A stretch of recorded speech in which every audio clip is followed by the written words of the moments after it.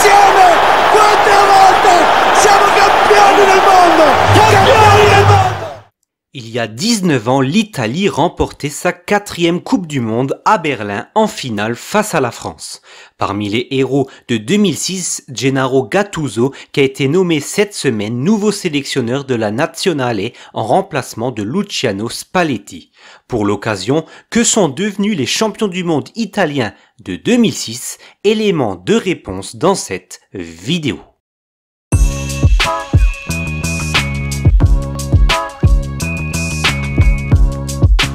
Capitaine exemplaire de la Squadra Azzurra, Fabio Cannavaro a joué tous les matchs de ce mondial 2006 et a dirigé une défense qui a encaissé seulement 2 buts de toute la compétition. Il a été élu dans l'équipe type du mondial et il a également remporté le Ballon d'Or en 2006. Il prend sa retraite internationale en 2010 et démarre sa carrière d'entraîneur 4 années plus tard du côté de la Chine sur le banc de Guangzhou Evergrande. Il remporte avec le club chinois le championnat national en 2019. Récemment, il a entraîné sur une courte durée l'Udinese en Italie, puis le Dinamo Zagreb, licencié début avril du club croate. La Coupe du Monde 2006 disputée en Allemagne a été l'apogée de la carrière internationale de Gigi Buffon, déjà considéré à l'époque comme l'un des meilleurs gardiens du monde. À 28 ans, il est le titulaire indiscutable de la Squadra Azzurra et va livrer un tournoi tout simplement exceptionnel, digne des plus grandes performances de l'histoire de la compétition, avec 2 petits buts encaissés en 7 matchs. Un CSC de son coéquipier Zaccardo face aux États-Unis et le pénalty de Zidane en finale. Au-delà de ses performances, Buffon est aussi un leader vocal et mental de la sélection italienne. Concentration, communication, calme, il est le pilier défensif d'une équipe qui misait sur une grande rigueur tactique. Le gardien italien a pris sa retraite en août 2023 après avoir disputé 2 dernières saisons avec son club formateur de Parme. Depuis 2023, il est le chef de délégation de la sélection italienne. Gianluca Zambrotta a été l'un des piliers de la Squadra Azzurra lors de cette Coupe du Monde 2006. Joueur polyvalent, capable d'évoluer aussi bien à droite qu'à gauche de la défense, il a été titulaire indiscutable tout au long du tournoi, disputant l'intégralité des 7 matchs. Il s'est notamment illustré en marquant un superbe but en quart de finale contre l'Ukraine et en délivrant une passe décisive lors du même match pour Luca Toni. Son excellente Coupe du Monde lui a valu une place dans l'équipe type du tournoi. Après le mondial, Zambrotta signe au Barça où il évolue pendant 2 saisons avant de poursuivre sa carrière au Milan AC jusqu'en 2012 avant de terminer sa carrière en Suisse avec le FC Chiasso où il a entamé sa reconversion comme entraîneur. Il a ensuite dirigé brièvement des clubs comme Delhi Dynamo en Inde ou encore le FC Sion en Suisse. Il est aujourd'hui resté proche du football en multipliant les expériences dans les médias italiens.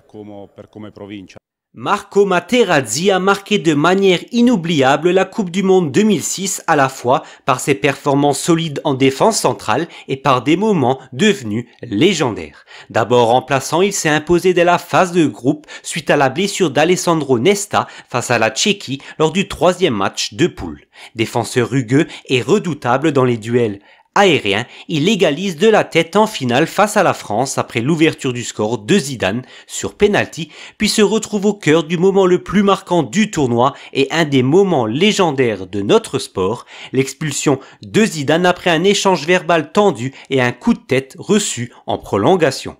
Materazzi transforme ensuite son tir au but avec sang-froid, contribuant pleinement au sacre italien. Ce tournoi l'a propulsé dans la légende du football italien, tant pour sa solidité défensive que pour son impact dans les moments décisifs. Le défenseur italien a notamment évolué pendant 10 ans à l'Inter Milan entre 2001 et 2011 avec plus de 300 matchs sous le maillot nerazzurri. Il remporte de nombreux titres dont la Ligue des Champions en 2010 sous l'ère José Mourinho.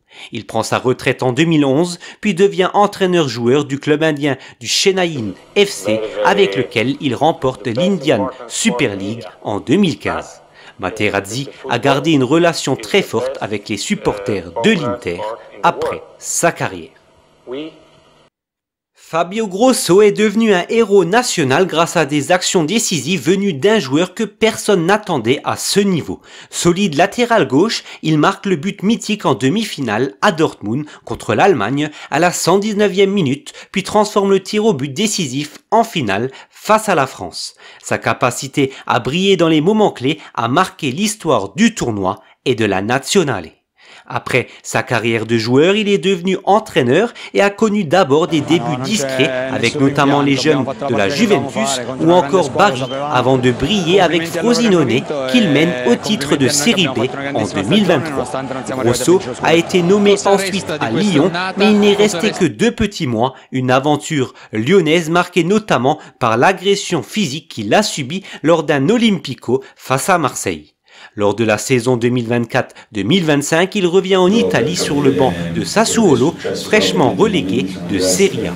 Les Neroverdi ont fini champions de Série B et remontent dans l'élite du football italien. Gennaro Gattuso a été l'un des moteurs de l'Italie lors de la Coupe du Monde 2006, incarnant l'âme combative et l'intensité physique du milieu de terrain italien. Infatigable, rugueux et toujours dans le pressing, il a formé un duo complémentaire avec Andrea Pirlo. Son impact dans le cœur du jeu a été fondamental dans l'équilibre défensif de l'équipe championne du monde.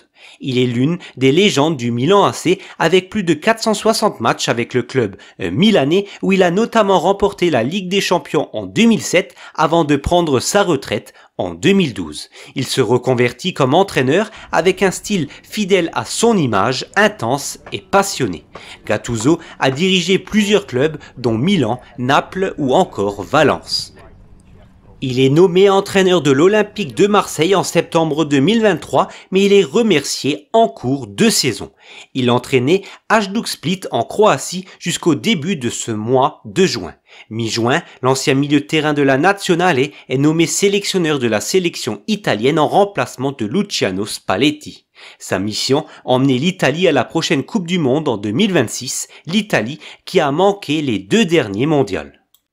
Andrea Pirlo a été l'un des cerveaux de la squadra Azzurra lors de la Coupe du Monde 2006, dictant le tempo du jeu italien avec sa classe, sa vision exceptionnelle et sa précision technique. Titulaire indiscutable au poste de régista, il est directement impliqué dans plusieurs moments clés, une passe décisive pour Gilardino face au Ghana, une pour Materazzi en finale et un but contre l'Ukraine en quart de finale. Après le mondial, Pirlo continue de briller avec Milan, la Juventus avant de terminer sa carrière au New York City Football Club en 2017. Il se lance ensuite dans une carrière d'entraîneur. Après une première expérience mitigée à la Juventus en 2020-2021, Pirlo part en Turquie entraîner le Fatih Karagümrük avant de revenir en Italie à la tête de la Sampdoria en Série B en 2023. Il est limogé par la Samp en août 2024. Simone Perotta a été un rouage essentiel mais discret de l'Italie championne du monde. Titulaire dans 6 des 7 matchs, il évoluait dans un rôle de milieu relayeur très travailleur, souvent positionné un cran plus haut. Sa mobilité, sa générosité dans l'effort et sa discipline tactique ont permis à Pirlo et Gattuso de s'exprimer pleinement. Il prend sa retraite de joueur en 2013 après 9 années sous le maillot de la Roma, vainqueur notamment de 2 coupes et une Supercoupe d'Italie avec le club de la Louve. Apportant sa vivacité, sa technique et son agressivité sur le flanc droit du milieu italien, Mauro Camoranesi a porté 55 fois le maillot de la sélection italienne. Né en Argentine mais naturalisé italien, il a notamment été précieux dans la largeur, l'intensité défensive et la percussion de l'équipe de Marcello Lippi. Il prend sa retraite de joueur en 2015 avec une dernière aventure au club argentin du Racing Club. Camoranesi s'est reconverti rapidement comme entraîneur, principalement en Amérique du Sud.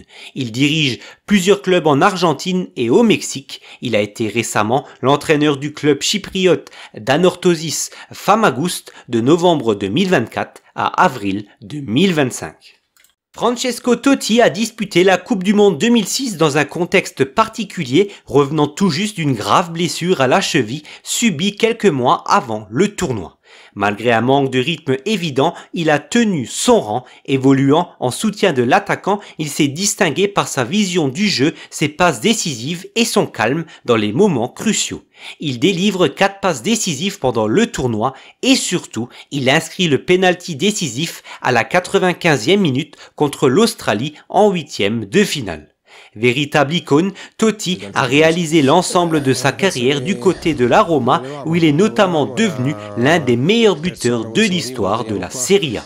Après pratiquement 800 matchs avec son club de toujours, Totti a pris sa retraite en 2017. Luca Toni a été l'avant-centre de référence de l'Italie lors de la Coupe du Monde 2006, apportant sa puissance physique, son jeu de tête et son sens du but à une équipe très équilibrée. Titulaire à la pointe de l'attaque, il a disputé 6 des 7 matchs du tournoi et s'est montré précieux par son jeu dos au but, ses remises et son travail pour faire remonter le bloc italien. L'attaquant de la Fiorentina, à l'époque, inscrit un doublé en quart face à l'Ukraine et scelle la qualification pour les demi-finales. Après le sacre de 2006, Toni connaît une période faste. Il devient soulier d'or européen en 2006 avec 31 buts en Serie A sous les couleurs de la Fiorentina avant de rejoindre le Bayern Munich où il remporte notamment la Bundesliga. Il poursuit ensuite sa carrière dans plusieurs clubs italiens, la Roma, la Juventus, le Genoa, l'Hellas Vérone et reste performant jusqu'à un âge avancé, terminant co-meilleur buteur de la Serie A 2014-2015 avec Vérone à 38 ans. Il prend sa retraite en 2016. Marco Amelia était le deuxième gardien de l'Italie lors de cette Coupe du Monde 2006 derrière l'inamovible Gigi Buffon.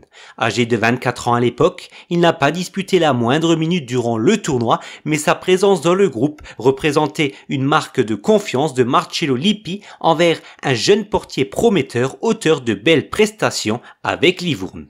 Après 2006, Amelia passe par plusieurs clubs italiens dont Palerme, Genoa, Milan, avec qui il remporte le Scudetto en 2011 en tant que doublure. Il termine sa carrière en 2017 après un court passage en Série D du côté de Vicenza.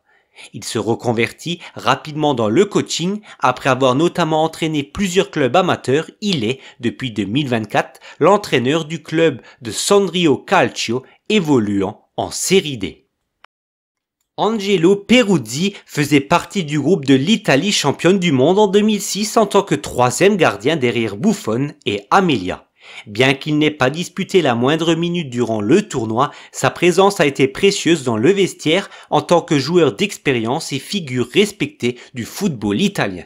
Champion d'Europe espoir en 1996 et longtemps considéré comme l'un des meilleurs gardiens de Serie A, il a apporté son professionnalisme et son calme au groupe de Marcello Lippi en disputant sa troisième Coupe du Monde après 1998 et 2002. Gardien de la Lazio de Rome à l'époque du mondial, Peruzzi prend sa retraite en 2007. Il entame ensuite une carrière d'entraîneur adjoint avec l'équipe des Espoirs d'Italie, puis avec la Sampdoria avant de devenir en 2016 le manager général de la Lazio. Il quitte son poste en 2021. Cristian Zaccardo faisait partie du groupe italien en tant que latéral droit capable aussi de jouer en défense centrale. Titulaire lors de 2 matchs de phase de groupe, il vit un moment difficile contre les États-Unis où il marque un but contre son camp, l'unique but encaissé par l'Italie dans le jeu pendant tout le tournoi. Son nom reste associé au parcours victorieux même s'il n'a pas joué les matchs à élimination directe.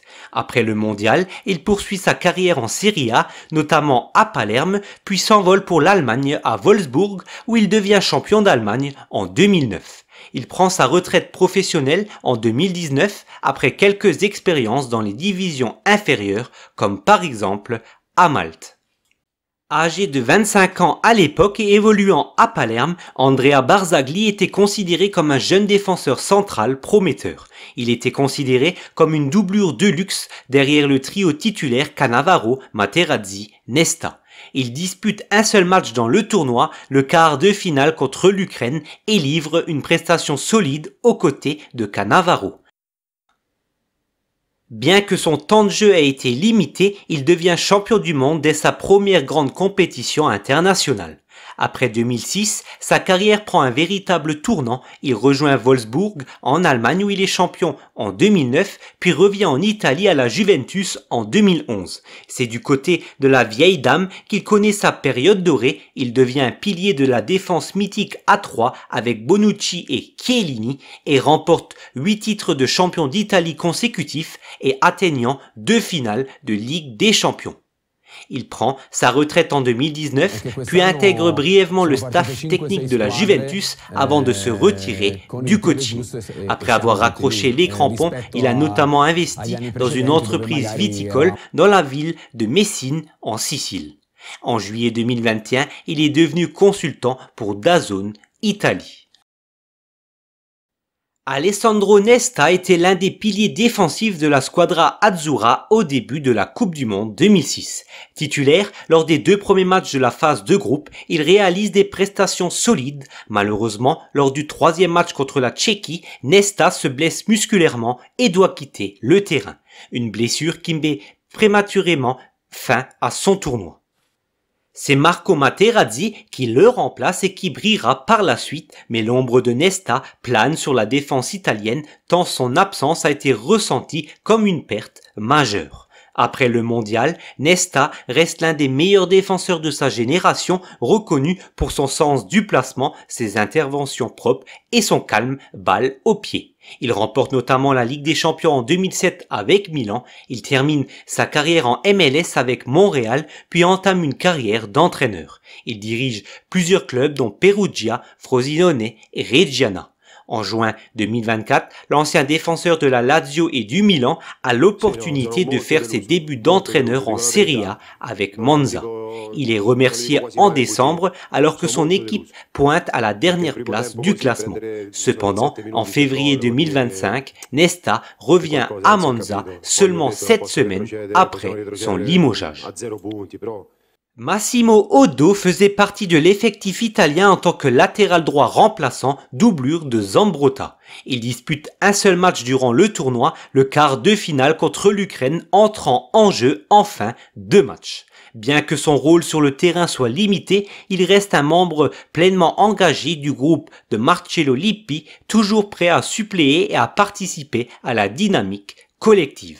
Après 5 saisons à la Lazio entre 2002 et 2007, Oddo signe au Milan AC où il remporte notamment la Ligue des Champions en 2007 avant d'être prêté une saison au Bayern Munich et une saison à Lecce.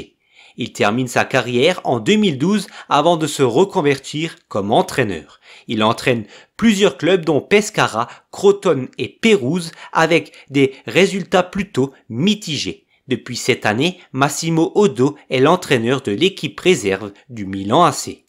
Daniele De Rossi faisait partie du groupe champion du monde en 2006 en tant que milieu de terrain, déjà très prometteur à seulement 22 ans.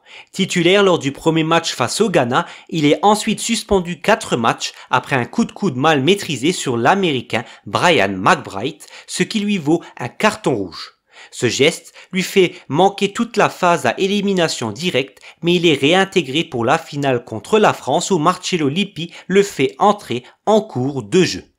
Comme Totti, De Rossi est une figure emblématique de la Roma, leader naturel, infatigable et intelligent dans le jeu. Il succède à Totti comme capitaine de la Roma et dispute plus de 600 matchs avec le club. Il quitte Rome en 2019 avant de terminer brièvement sa carrière à Boca Juniors en Argentine. Devenu entraîneur, il intègre le staff de Roberto Mancini lors de l'Euro 2021 avec la Nazionale, puis prend en main l'Aspal en Série B sans réussite. En 2024, De Rossi revient en force en tant qu'entraîneur de la Roma en remplacement de José Mourinho.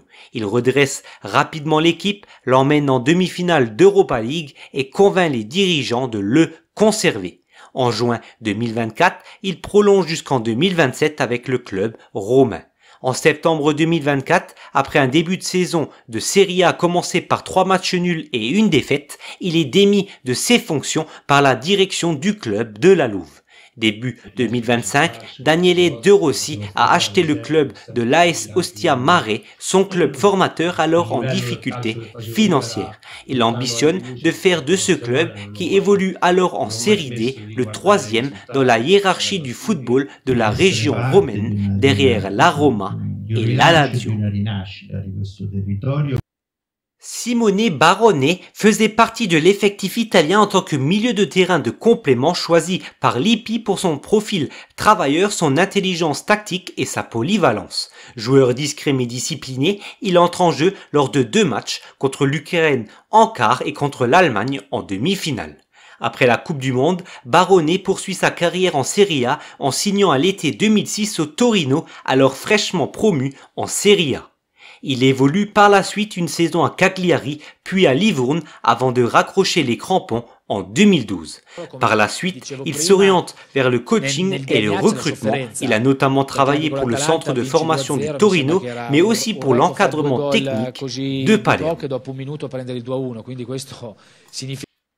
Alessandro Del Piero abordait la Coupe du Monde 2006 comme l'un des cadres techniques de la Nazionale.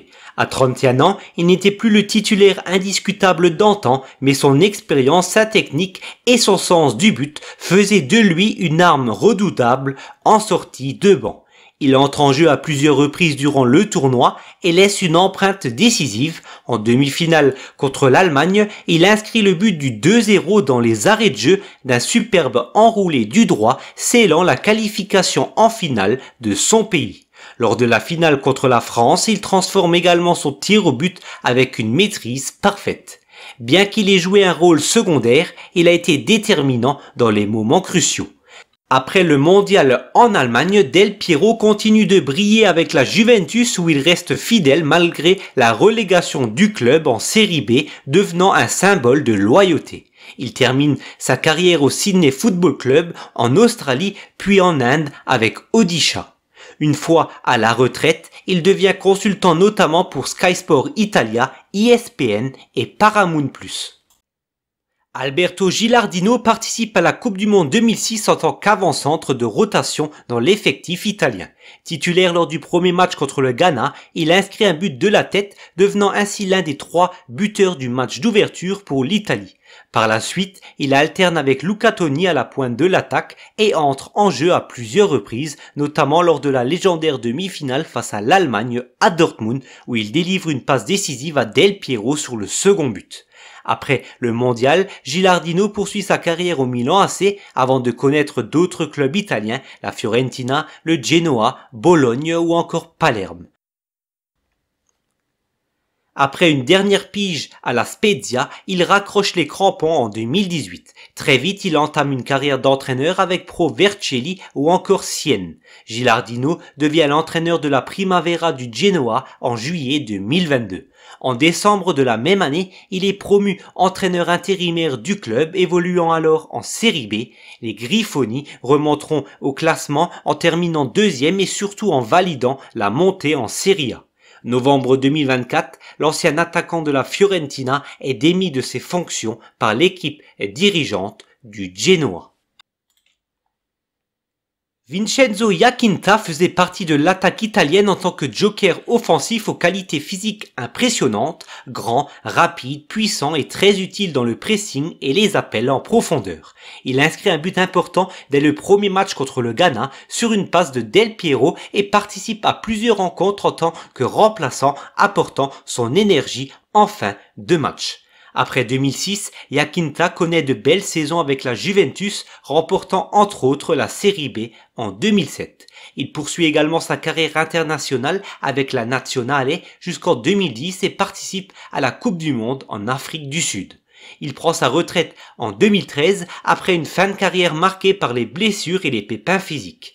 Après sa carrière, Iachinta a surtout fait parler de lui hors des terrains, notamment en 2019 lorsqu'il est impliqué dans une affaire judiciaire liée à la possession d'armes non déclarées en lien avec une enquête plus large sur la criminalité organisée. L'ancien attaquant de la Juve est condamné pour détention illégale d'armes. Filippo Inzaghi, déjà légende vivante du football italien en 2006, faisait partie de l'effectif de Marcello Lippi comme attaquant d'expérience malgré un physique fragile et une saison entachée par les blessures. À 32 ans, il n'était plus le titulaire qu'il avait été en 2002 lors de la Coupe du Monde, mais son instinct de buteur restait intact. Il ne joue qu'un seul match durant la Coupe du Monde 2006 contre la Tchéquie en phase de groupe. Entré en cours de jeu, il marque un but à la Super Pippo en contre-attaque à la limite du hors-jeu plein d'opportunisme.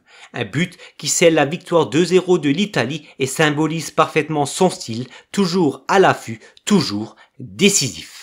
Après la Coupe du Monde, Inzaghi continue de briller avec le Milan AC, remportant la Ligue des Champions en 2007 où il inscrit un doublé en finale contre Liverpool. Il prend sa retraite en 2012 avec un immense palmarès et plus de 300 buts en carrière. Très vite, il devient entraîneur d'abord avec les jeunes du Milan, puis à la tête d'autres clubs italiens, Venise, Bologne, Benevento, qu'il fait monter en Serie A, Regina ou encore la Salernitana.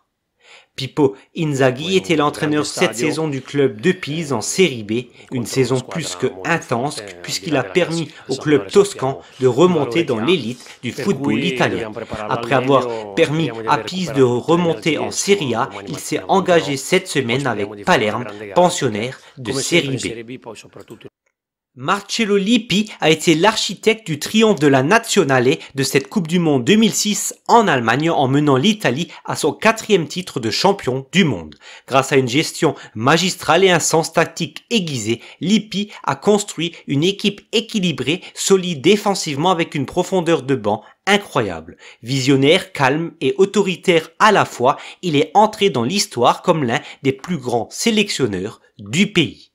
Après le sacre de 2006, Lippi quitte la sélection au sommet avant d'y revenir en 2008 pour une deuxième aventure moins brillante, conclue par une élimination précoce à la Coupe du Monde 2010. Il se retire à nouveau, puis part en Chine où il entraîne Guangzhou Evergrande, remportant plusieurs titres nationaux et la Ligue des champions asiatiques en 2013. Il entraîne brièvement la sélection chinoise par la suite avant de prendre définitivement sa retraite de coaching en 2019.